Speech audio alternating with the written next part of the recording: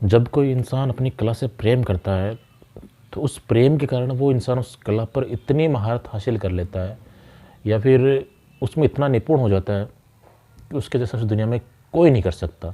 चाहे वो स्थापत्य कला हो, चाहे वो हस्तकला हो, चाहे वस्त्र निर्माण कला हो, कुछ भी हो, रंगाई पुताई कुछ भी हो, मूर्ति निर्माण हो, जब उसमें उसको महारत हासिल हो जाती है तो उस कला के ऊपर उसको घमंड आना शुरू हो जाता है। तो मेरा ये कहना है कि आप जो भी काम करते हो, जो भी आप काम करते हो या जिस काम में आपको महारत हासिल है, उस काम के ऊपर आपको घमंड नहीं होना चाहिए। अगर कोई उस काम में कमी निकालता है तो हाँ, उसे दूर करने का प्रयास कीजिए, लेकिन आपने ये सोच लिया कि नहीं, मैंने जो किया परफेक्ट है, इसके आगे उसमें कोई पॉसिबिलिटी नहीं है, तो फिर आपका विनाश तय है। एक किस्सा सुनिएगा, एक कहानी के माध्यम से मैं आपको ये बताने का प्रयास करता हूँ। एक छोटा सा गांव था, उस गांव में एक मूर्तिकार रहा करता था। तो वो मूर्तिकार पत्थर की इतनी ज़बरदस्त मूर्ति बनाया करता था कि पता नहीं चलता कि वो मूर्ति असली है या नकली है। ऐसा लगता है कि वो मूर्ति बोल पड़ेगी, और हूबहू वैसी की वैसी मूर्ति, चाहे वो इंसान की हो, चाहे वो जानवर की हो, चाहे वो किसी भी चीज़ की हो, उस मूर्ति में और मतलब ये तय नहीं हो पाता था, या कोई फ़र्क नहीं कर पाता कि ये मूर्ति असली है या नकली है, या ये जिंदा है या मुर्दा है। तो एक बार उस गांव में से ब्रह्मा जी निकले। तो ब्रह्मा जी के साथ उनकी बीवी थी सरस्वती। तो सरस्वती ने कहा कि हे ब्रह्मा जी, ये आदमी देखो कितनी अच्छी मूर्तियाँ बनाता है, कितना अच्छा मूर्तिकार है। ये बातें वो मूर्ति वाला भी सुन रहा था। तो ब्रह्मा जी ने कहा कि देवी, ये आदमी कल सुबह या कल दिन में ये आदमी मर जाएगा। यमराज के यहाँ से कल यमदूत आएंगे और इसको मार देंगे, इसकी मृत्यु कल के दिन तय है।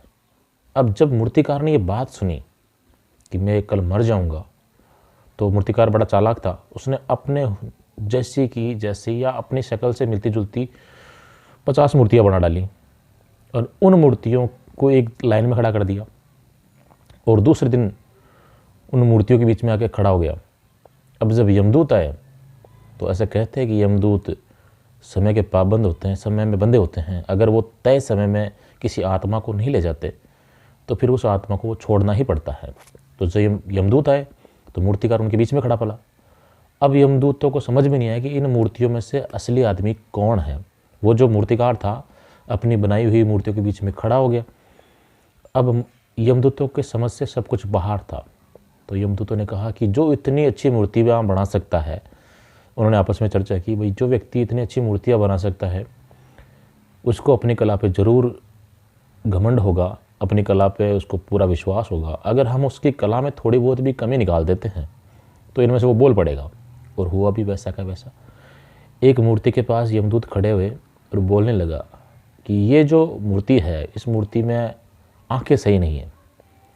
फिर आगे वाली मूर्ति के पास गया, इस मूर्ति का नाक सही नहीं है। ऐसे उन्होंने मूर्तियों में कमियां निकालनी शुरू करी। फिर मैंने कहा था ना भाई, जिस कला में जिस व्यक्ति को महारत हासिल होती है और उस कला में कोई कमी निकालता है तो उस आदमी से बर्दाश्त नहीं होता। सेम प्रोसेस, सेम घटना मूर्तिकार के साथ में ही। मूर्तिकार उन मूर्तियों के बीच में से बाहर आया और ये यमदूतों से बोला, बताओ किस मूर्ति में क्या कमी है। यमदूतों ने कहा, मूर्ति में कमी नहीं है वहाँ से, कमी आप पे है। आपकी बनाई हुई मूर्तियों में हमें फ़र्क समझ में नहीं आया, हमें लगा सारी की सारी मूर्तियाँ असली है, आपका पता ही नहीं चला हमें। लेकिन आपने अपनी कला में जो कमी निकाली, हमने आपकी कला में जो हमने कमी निकाली, उस कमी को बर्दाश्त नहीं कर पाए। आपको घमंड था अपनी कला पर, और आपके घमंड ने ही आपका सर्वनाश कराया। चलिए हमारे साथ। तो इसलिए मैं एक ही बात कहना चाहता हूँ, आप किसी भी कला में आपको महारत हासिल है और कोई व्यक्ति विशेष उसमें कमी निकालता है तो उसकी बात सुनिएगा कि हाँ भाई, इसमें जो कमी है मैं उसे दूर करने का प्रयास करूँगा, लेकिन ये नहीं है कि नहीं मैंने जो कर दिया सही है। जय हिंद, जय भारत।